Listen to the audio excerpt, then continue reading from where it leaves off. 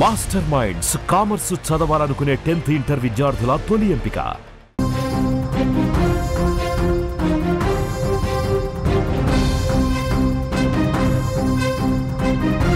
Breaking news చూస్తున్నాం. Israel Iran యుద్ధం కొత్త మలుపు తిరిగింది.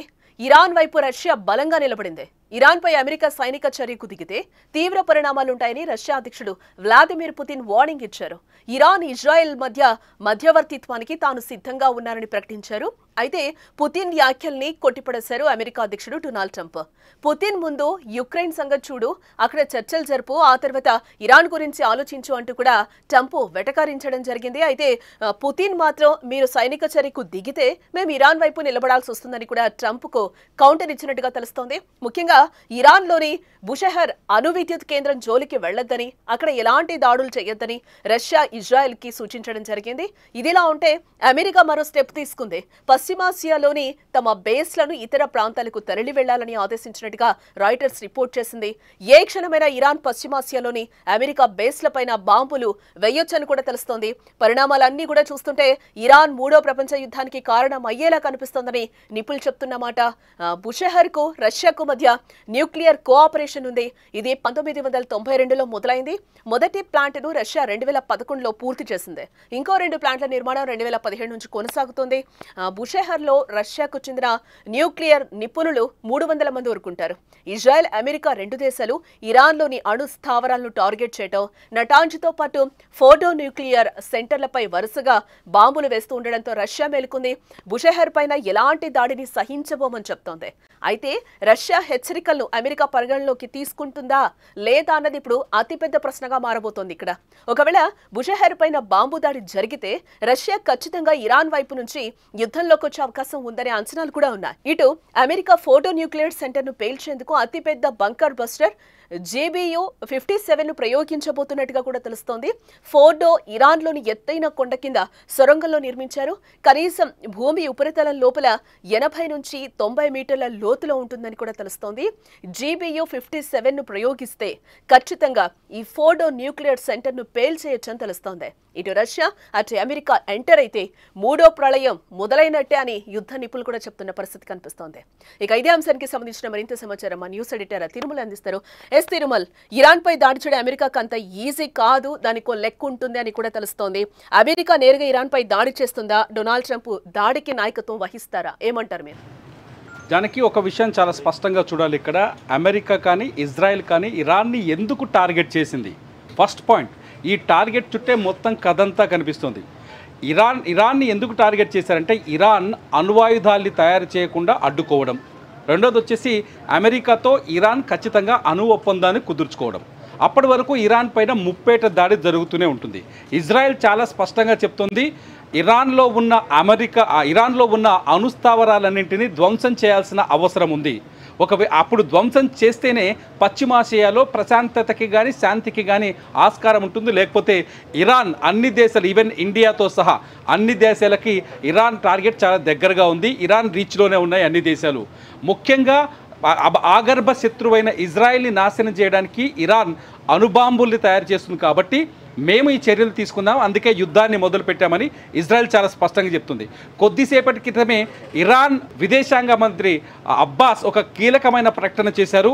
ఎట్టి పరిస్థితుల్లోనూ అమెరికాతో మేము అణు ఒప్పందాన్ని కుదుర్చుకోబోము, అమెరికాతో మేము చేతులు కలిపే ప్రసక్తే లేదు, పోరాటం ఎంత దూరమైనా పోరాడుతూనే ఉంటామని ఇరాన్ చాలా గట్టిగా స్పష్టంగా చెప్తుంది. నిన్న నెతన్యాహు చాలా స్పష్టంగా చెప్తున్నారు, ఖమేనీని అంత మొందిస్తే కానీ ఇరాన్తో యుద్ధం ఆగదు అని చెప్తున్నారు. ఈ సిచ్యువేషన్స్ అన్నీ ఇలా ఉంటే అమెరికా తెలివైన అడుగులు వేస్తుంది.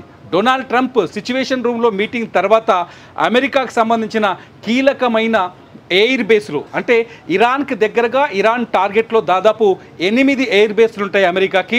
ఖతార్ కావచ్చు, లేకపోతే ఇజ్రాయెల్ కావచ్చు, లేకపోతే చాలా 8 ఎయిర్ బేస్లు ఉన్నాయి మన దగ్గర. ఈ 8 ఎయిర్ బేస్ల్ని ఖాళీ చేస్తుంది అమెరికా. ఎందుకంటే ఇరాన్ ఈ ఎయిర్ బేస్ల పైన కానీ సైనిక స్థావరాలపైన కానీ ఏ క్షణమైనా దాడి చేసే అవకాశం ఉందని. ఎందుకు ఇరాన్ దాడి చేస్తుందంటే ఇజ్రాయెల్ వెనకాల కానీ ఇజ్రాయెల్తో యుద్ధం కలిసి చేస్తోంది అమెరికా. ఆల్రెడీ అమెరికా ఇజ్రాయెల్తో కలిసి పనిచేస్తుందనే క్లారిటీతో ఉంది ఇరాన్. కాబట్టి ఇరాన్ ఏ క్షణమైనా అమెరికా స్థావరాలపైన దాడి చేయొచ్చు అనే విషయాన్ని చాలా స్పష్టంగా అమెరికా భావిస్తుంది. ఇటు డొనాల్డ్ ట్రంప్ చెప్తున్నాడు 2 వారాల్లో చూడండి ఏం జరుగుతుందో అని. 2 వారాల్లో చూడండి ఏం జరుగుతుంది. ట్రంప్ మాటలు వింటుంటే ఖచ్చితంగా ఇరాన్ని లొంగ తీసుకునే వరకు ఈ యుద్ధం వెళ్ళే అవకాశం కనిపిస్తుంది. మనం అనుకున్నట్టు మొదటి పాయింట్లో ఇరాన్లో ఉన్న అణుస్థావరాలు నటాంజా కావచ్చు, లేకపోతే ఫోర్డో కావచ్చు, మిగతా అణుస్థావరాలు కావచ్చు, ఈ నటాంజా ఫోర్డో అణుస్థావరాలని ధ్వంసం చేసే వరకు ఇజ్రాయెల్ బాంబులు వేస్తూనే ఉంటుంది. ఇప్పటికే ఇజ్రాయెల్ దగ్గర 2 బాంబులు ఉన్నాయి. ఒకటి GBU-28, ఇది ఈ బంకర్ బస్టర్ అంటారు. ఇది దాదాపు 25 ఫీట్ల వరకు భూమి లోపలికి చొచ్చుకెళ్ళి ధ్వంసం చేయగలదు. అమెరికా దగ్గర GBU అప్డేట్ వెర్షన్ ఉంది 57. ఈ 57ని తీసుకొస్తే ఖచ్చితంగా ఫోర్డో అణు కేంద్రాన్ని ధ్వంసం చేయడం ఈజీ అవుతుంది. ఫోర్డోలోనే అణుబాంబుల్ని తయారు చేస్తున్నారు, యురేనియాన్ని శుద్ధి చేస్తున్నారు అనేది అమెరికా చాలా స్పష్టంగా ఆరోపణలు చేస్తుంది. ఫోర్డో ఇరాన్లో ఒక కొండ ప్రాంతం కింద సొరంగం తవ్వి ఆ సొరంగంలో దాదాపు 60 నుంచి 80 నుంచి 90 మీటర్ల లోతులో ఈ ఫోర్డో న్యూక్లియర్ సెంటర్ని ఏర్పాటు చేశారు. ఈ ఫోర్డో న్యూక్లియర్ సెంటర్ అక్కడ ఉంది కాబట్టి దాన్ని ధ్వంసం చేస్తే అమెరికా లక్ష్యం నెరవేరుతుంది. అందుకోసం ఇరాన్ వల్ల అవుతుందా? ఇరాన్ ఒకవేళ ఆ కొండ ప్రాంతం పైన బాంబులు వేయటం అత్యంత కష్టమైన పని అని, ఫోర్డోపై దాడి చేయడం చాలా కష్టమని. నటాంజా పైన కొంత దాడి జరిగింది. నటాంజా కూడా భూమికి దాదాపు 2 నుంచి 3 ఫీట్ల లోతులో ఒక బలమైన సిమెంట్ బేస్ ఏర్పాటు చేసి ఆ బేస్ కింద ఈ పరిశోధనా కేంద్రాన్ని ఏర్పాటు చేశారు. నటాంజా పైన కొంత దాడి జరిగింది కానీ చాలా స్పష్టంగా చెప్తున్నారు ఆ దాడి ప్రభావం న్యూక్లియర్ సెంటర్ పైన ఏమాత్రము లేదు, పెద్దగా నష్టం ఏమీ కలగలేదని చెప్తున్నారు. సో ఫోర్డోని నటాంజాని రెండింటిని లేపేస్తే తప్ప ఈ యుద్ధం ఆగదని స్పష్టంగా ఉంది. ఈ యుద్ధం ఆగాలి అంటే ఈ రెండింటిని లేపాలి అంటే ఖచ్చితంగా ఎట్టి పరిస్థితుల్లోనూ అమెరికా ఎంటర్ కావాల్సిందే. అయితే బుషహర్ న్యూక్లియర్ సెంటర్ పైన కూడా దాడులు జరగొచ్చనే చర్చ నేపథ్యంలో యుద్ధంలోకి రష్యా ఎంటర్ అయింది. రష్యా చాలా స్పష్టంగా అమెరికాకు చెప్పింది, నేను ఇరాన్ ఇజ్రాయెల్ మధ్య ఒప్పందాన్ని కుదురుస్తాను, మధ్యవర్తిత వహించడానికి రెడీగా ఉన్నానని పుతిన్ చెప్తే పుతిన్ని చాలా చిన్నగా నీచంగా ఆయన మాటల్ని కొట్టిపడేశాడు డొనాల్డ్ ట్రంప్. నువ్వు ముందు ఉక్రెయిన్ సంగతి చూసుకో, నా దగ్గరికి ఏమొస్తావు, నేను చూసుకుంటా దీని సంగతి అనే యాంగిల్లో ట్రంప్ వ్యాఖ్యానించడంతో ఒక్కసారిగా కొంత ఉద్రిక్త పరిస్థితులు అయితే నెలకొన్నాయి. చాలా స్పష్టంగా ఒక వర్టికల్ లైన్ కనిపిస్తుంది. ఇరాన్ వైపు రష్యా బలంగా నిలబడే అవకాశం కనిపిస్తుంది. ఎందుకంటే ఇరాన్తో రష్యాకి అనేక వ్యాపార సంబంధాలతో పాటు అనేక పరిశోధనలకు సంబంధించిన ఒప్పందాలు కూడా ఉన్నాయి రష్యాకి ఇరాన్ మధ్య. బుషహర్ అణుస్థావరం గురించి ఒకసారి ఆలోచిస్తే బుషహర్ అణుస్థావరంలో రష్యాకు సంబంధించిన 6 నుంచి 700 మంది నిపుణులు అక్కడ పనిచేస్తున్నారు. అక్కడ పరిశోధనలు కొన్ని జరుగుతున్నాయి. ఈ నేపథ్యంలో బుషహర్ పైన దాడి చేస్తే ఖచ్చితంగా ఆ దాడుని అడ్డుకోవడానికి రష్యా ఎంటర్ అయ్యే అవకాశం కనిపిస్తుంది. ఇటు ఉక్రెయిన్తో యుద్ధం జరుగుతున్నప్పటికీ ఇరాన్కి మద్దతుగా అక్కడ రష్యా ఎంటర్ అయ్యే అవకాశం కనిపిస్తుంది. ఇవాళనే నార్త్ కొరియా అధ్యక్షుడు కిమ్ ఉన్ జోంగ్ కూడా సౌత్ కొరియా వైపు కొన్ని మిసైల్స్ని ప్రయోగించారు, షార్ట్ రేంజ్ మిసైల్స్, ఈ బాలిస్టిక్ మిసైల్స్. సో ఈ మిసైల్స్ ప్రయోగం వెనుక కూడా ఇరాన్కి మద్దతు ఇచ్చే ఉద్దేశం ఒకటి ఉందనే చర్చ జరుగుతోంది. ఎందుకంటే ఇప్పటికే నార్త్ కొరియా ఉక్రెయిన్తో రష్యా యుద్ధంలో రష్యా వైపు నిలబడింది కాబట్టి నార్త్ కొరియా ఇరాన్కి కూడా మద్దతు ఇచ్చే అవకాశం ఉండొచ్చు అనే చర్చ జరుగుతుంది. ఇదంతా పక్కన పెడితే అమెరికాకి అంటే వర్టికల్గా రష్యా ఇరాన్ వైపు నిలబడితే వర్టికల్గా అమెరికా యూరప్ దేశాలన్నీ అమెరికా వైపు నిలబడే ఛాన్సెస్ ఉన్నాయి. ఇది మరోవైపు ఇక్కడ ఇంకొక విషయాన్ని కూడా అర్థం చేసుకోవాలి. ఒకవేళ అమెరికా ఇరాన్ పైన దాడి చేస్తే ఇప్పటికే ఖతార్ ఎయిర్ బేస్ కావచ్చు, ఇరాన్ ఎయిర్ బేస్, ఇజ్రాయిల్లో ఉన్న ఇరాక్లో ఉన్న ఎయిర్ బేస్లు కావచ్చు, వీటన్నింటినీ ఆల్రెడీ అమెరికాకు సంబంధించిన సైన్యం కావచ్చు, యుద్ధ విమానాలు కావచ్చు ఖాళీ అయి కనిపిస్తున్నాయి. కొన్ని శాటిలైట్ చిత్రాలు కూడా ఇప్పటికే విడుదలైనాయి. ఈ ఏరియా నుంచి విమానాల్ని అమెరికా వ్యూహాత్మక ప్రాంతాలకు తరలిస్తోందని. ఈ వ్యూహాత్మక ప్రాంతం మీద ఒకసారి అంచనా వేస్తే నిన్న ఎవరైతే అసీం మునీర్తో డొనాల్డ్ ట్రంప్ వైట్ హౌస్లో భేటీ అయ్యారు కదా, లంచ్ మీటింగ్ జరిగింది. ఈ లంచ్ మీటింగ్ వెనక కూడా పరమార్థం ఏంటి అంటే ఇరాన్తో యుద్ధంలో ఒకవేళ ఇరాన్ పైన దాడి చేస్తే పాకిస్తాన్ ఎటువైపు నిలబడాలనే ఉద్దేశం. పాకిస్తాన్ ఖచ్చితంగా అమెరికాకి మద్దతు ఇవ్వాల్సిన అవసరం ఏర్పడుతుంది ఇక్కడ. ఎందుకంటే భారత్ పాకిస్తాన్ మధ్య ఉద్రిక్తతల నేపథ్యంలో ట్రంప్ డబ్బా కొట్టుకొని మొత్తానికి పాకిస్తాన్ ఐ లవ్ పాకిస్తాన్ అనడంతో పాకిస్తాన్ కాస్త మునీర్ ట్రంప్కు నిన్న మాట ఇచ్చారనే చర్చ కూడా జరుగుతుంది. ఒకవేళ ఇరాన్ పైన దాడి చేస్తే అమెరికా పాకిస్తాన్ ఎయిర్ బేసుల్ని వాడుకునే అవకాశం ఉంది. ఇప్పటికే పాకిస్తాన్లో కొన్ని ఎయిర్ బేసులు అన్అఫిషియల్గా అమెరికా కంట్రోల్లో ఉన్నాయనే చర్చ ఉంది.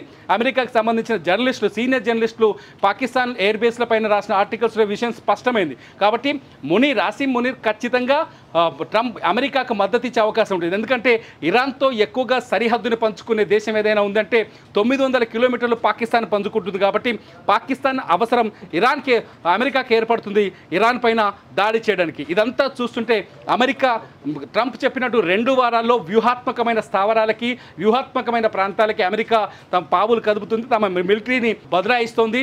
కాబట్టి ఏ క్షణమైన నెతన్యాహు చెప్పారు ఇప్పుడే, అమెరికా కోసం ఎదురు చూడాల్సిన అవసరం లేదు, మేము దాడులు చేస్తూనే ఉంటాం, ఈ దాడులు ఆగవు. నిజానికి ఇటు టెహరాన్లోంచి జనం పారిపోతున్నారు, అటు టెల్ అవీవ్ నుంచి కూడా పరిస్థితులు చాలా దారుణంగా ఉన్నాయి. ఇప్పటికే దాదాపు 700 మంది ఇరాన్లో యుద్ధంలో మరణించారు. ఇజ్రాయెల్కి సంబంధించిన యుద్ధంలో చనిపోయిన వాళ్ళు 25-30 మంది అని చెప్తున్నారు. దానిపైన స్పష్టత లేదు.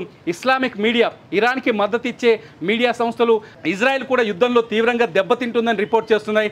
ఇటు ఇజ్రాయెల్లో ఉన్న విదేశాంగ శాఖలు తమ పౌరుల్ని తమ దేశాలకు తీసుకెళ్లే ప్రయత్నాలు చేస్తున్నాయి. ఇరాన్ నుంచి ఇవాళకి 110 మంది భారతీయులు ఆపరేషన్ సింధు ద్వారా ఇండియాకు చేరుకున్నారు. ఇరాన్ నుంచి అటు ఇజ్రాయెల్ నుంచి కూడా పౌరులను తరలించే ప్రయత్నాలు జరుగుతున్నాయి. అంటే 2 దేశాల మధ్య ఈ పరిణామాలన్నీ ఇరాన్ ఇజ్రాయెల్ మధ్య యుద్ధం మరింత పెరిగే అవకాశం ఉందని చెప్తోంది.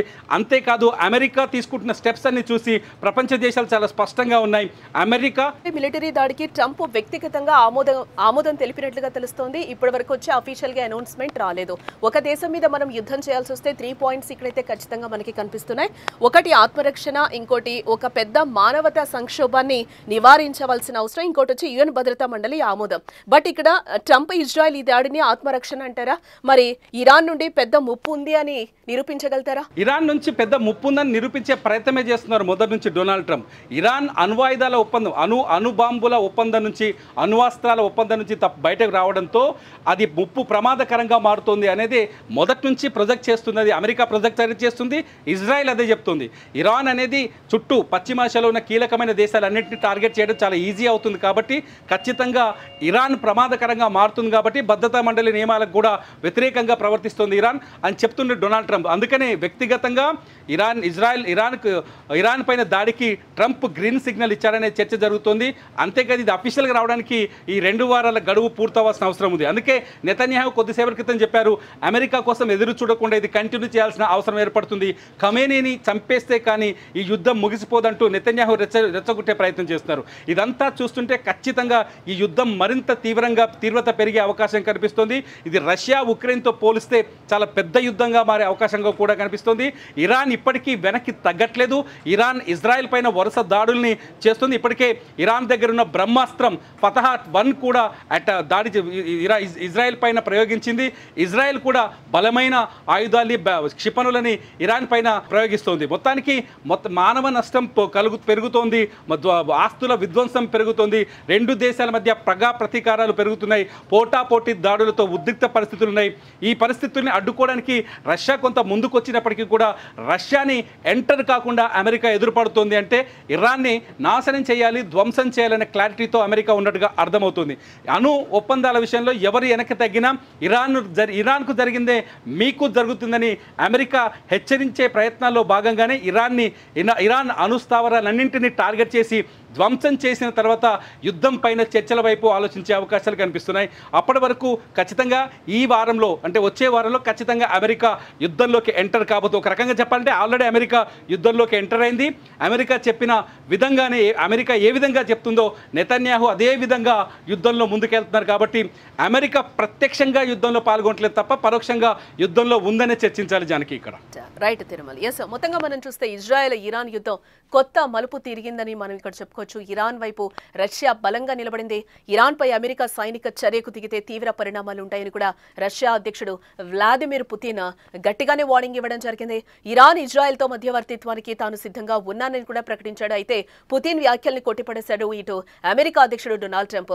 పుతిన్ ముందు ఉక్రెయిన్ సంగతి చూడు, అక్కడ చర్చలు జరుపు, ఆ తర్వాత ఇరాన్ గురించి ఆలోచించు అంటూ కూడా ట్రంప్ వెటకారంగా మాట్లాడిన సందర్భం ఇక్కడ మనకు కనిపిస్తోంది. అయితే పుతిన్ మాత్రం మీరు సైనిక చర్యకు దిగితే మాత్రం మేము ఇరాన్ వైపు వైపు నిలబడాల్సి వస్తుందని కూడా ట్రంప్ కౌంటర్ ఇచ్చినట్టుగా మనకైతే తెలుస్తుంది. ముఖ్యంగా ఇరాన్లోని బుషెహర్ అణు విద్యుత్ కేంద్రం జోలికి వెళ్లొద్దని, అక్కడ ఎలాంటి దాడులు కూడా చేయొద్దని రష్యా ఇజ్రాయెల్ కి సూచించడం జరిగింది. అక్కడ రష్యాకి సంబంధించిన నిపుణులు కూడా అక్కడ వర్క్ చేస్తున్నారు కాబట్టి దాని మీద దాడి చేస్తే మాత్రం ఊరుకోమని కూడా రష్యా చెప్తున్న పరిస్థితి కనిపిస్తోంది. అమెరికా మరో స్టెప్ తీసుకుంది. పశ్చిమాసియాలోని తమ బేస్లను ఇతర ప్రాంతాలకు తరలి వెళ్లాలని కూడా ఇప్పటికే ఆదేశించినట్టుగా మనకి సమాచారం. ఏ క్షణమైనా ఇరాన్ పశ్చిమాసియాలోని అమెరికా బేస్లపైన బాంబులు వేయొచ్చని కూడా తెలుస్తోంది. పరిణామాలన్నీ చూస్తుంటే ఇరాన్ మూడో ప్రపంచ యుద్ధానికి కారణం అయ్యేలా కనిపిస్తోందని కూడా నిపుణులు చెప్తున్నారు.